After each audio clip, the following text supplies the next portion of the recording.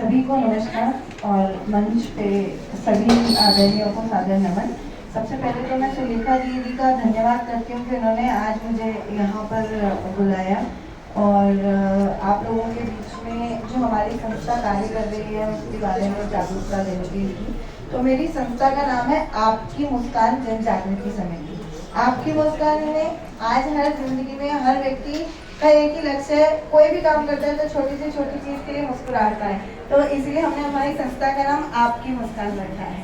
तो आप जब भी मतलब एक ही लक्ष्य के साथ मैं जिससे भी मिलूं उसके चेहरे पे एक मुस्कान ला सकूं, तो थोड़ा सा मुस्कुरा दीजिए तो मुझे और जन जागृति समिति मीन्स बहुत सारी चीज़ें हमें पता रहती है लेकिन अंदर ही अंदर हमारी अवेयरनेस क्रिएट नहीं हो पाती है। तो महिला रोजगार जो कौशल से विद्या हमने एक कार्यक्रम शुरू किया था, क्योंकि जब एक महिला आगे बढ़ती है तो वो अपने पूरे साथ में कारवा लेकर के चलती है। 1 is the mother to 10,000, it is a saying.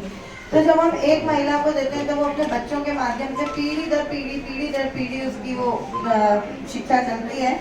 अगर हम एक बात करें कि थोड़ी सी कॉमेडी भी है कि अगर हम बात करें कि जो सासें होती हैं वो जिस पैटर्न पे खाना बनाती हैं वो चाहती हैं कि हमारी बहुएं भी उसी पैटर्न को अपनाएं, तो वो भी एक शिक्षा ही है जिसमें हम आगे बढ़ाने के लिए जाते हैं। तो अगर हम महिलाओं को कौशल से आगे किया जाए तो हम बहुत आगे बढ़ सकते हैं। और इसमें हमारी सरकार भी हमको थोड़ा सा सहयोग इसलिए प्रोवाइड कर रही है क्योंकि जो स्किल डेवलपमेंट सेंटर खोला है तो उसमें क्या होता है कि जो महिलाएं साक्षर नहीं हो पाई हैं आज दिन तक, उनको साक्षर होने का एक वो मिल जाता है, एक जरिया मिल जाता है।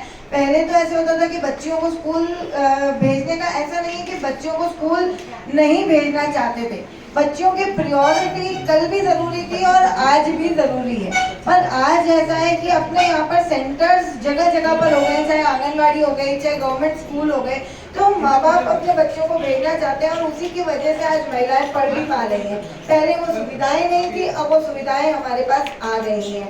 और दूसरी चीज जैसे अक्षर पोथी की बात करते हैं, आज हमारे पास में इतने सारे स्कूल्स हैं लेकिन कहीं पर भी प्रॉब्लम ये आ जाता है कि बच्चों को सिखाने के लिए जो आज की टेक्निक्स है वो डेवलप होना जरूरी है। इसलिए हम लोगों ने nursery teacher training, child care, child education system, वो सारी चीजें की ताकि महिलाओं को उससे रोजगार मिल सके। और जो घर बैठे महिलाएं हैं उनको हम लोगों ने food production, agriculture, paper craft के माध्यम से हम लोगों ने शिक्षा देने का प्रयास किया। और गत 5 वर्षों में मैं आपको बताना चाहूंगी कि भगवान की ऐसी कृपा रही और सरस्वती माँ की ऐसी कृपा रही कि मैं 75,000 महिलाओं तक पहुंची। जब स्टार्टिंग किया था तब 10,000 महिलाओं का टारगेट था और श्रमिक शिक्षा बोर्ड के माध्यम से हम लोगों ने घर घर जा कर के लोगों को शिक्षा देने का प्रयास किया है। और बस मेरा एक ही चीज़ कहना है कि हम सब मंदिर जाते हैं और वहाँ पर लक्ष्मी, गणेश, सरस्वती जी की आराधना करते हैं, लेकिन अपन ये सोचते नहीं है कि ये तीनों एक साथ क्यों। अगर हम लक्ष्मी प्राप्त करना चाहते हैं तो हमें बुद्धि की भी जरूरत है, और अगर हम बुद्धि लेते हैं तो हमें शिक्षा की भी जरूरत है। कलम तब तक नहीं लिख सकती है जब तक उसके अंदर लिखने की क्षमता हो, और सौभाग्य तब तक नहीं आ सकता जब तक हमारे पास गणेश, लक्ष्मी और सरस्वती माँ का वरदान न हो।